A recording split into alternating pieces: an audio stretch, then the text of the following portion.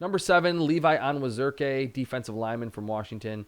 He has some of the heaviest hands in this class, and it didn't matter where he lined up, whether it be a 0 technique right over the center, 1 technique on the outside shoulder, or outside at 3 technique, even the 5 technique. Washington used him all up and down the line of scrimmage, and I didn't really see a drop-off in his game. In 2018, they mostly used him inside and asked him to two-gap and just be this amazing run defender, and he was that.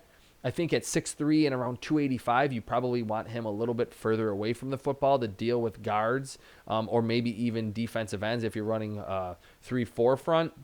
But great heavy hands, knows how to use them, and he's a great athlete. He's oiled up in his hips, very quick step, dynamic athlete. I think Levi Onwuzurike should and probably will go somewhere in the first round. Not a lot of classic production from him, but if you look at his pressures and you watch the film and see that Washington didn't really unleash him really until late in 2019, you'll see why he only had a couple of sacks. But the pressures were there, the block shedding ability, the experience two-gapping, which I think some coaches still like to have from their defensive linemen, and just the traits to be a really good pass rusher. Quick first step, sustained speed, and those heavy hands he knows how to use well.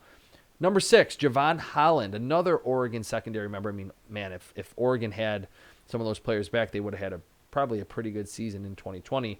Jevon Holland, the safety, I don't know how great of an athlete he is, and that is my biggest concern with him as a prospect. He's a little bit undersized, but 9 interceptions in 2 seasons as a freshman. He was predominantly Oregon's free safety in the deep middle, playing that Earl Thomas role. And then in 2019, they moved him down as their main slot defender. And I thought, oh man, it's after seeing the 5 interceptions in 2018, it's like, why would you move him to a new spot? He was so impactful there. And then he had 4 interceptions as a slot defender.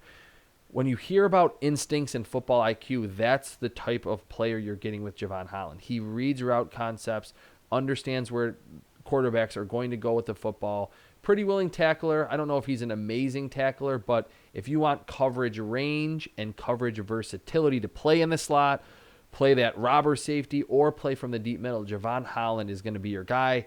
Be interesting to see, though, how he tests. He's someone that I think his draft stock will ultimately hinge on how he tests, how he weighs in, how long is he at that Oregon Pro Day. If he has a great workout, we're talking about him as a first-round safety in kind of a weak class at that position.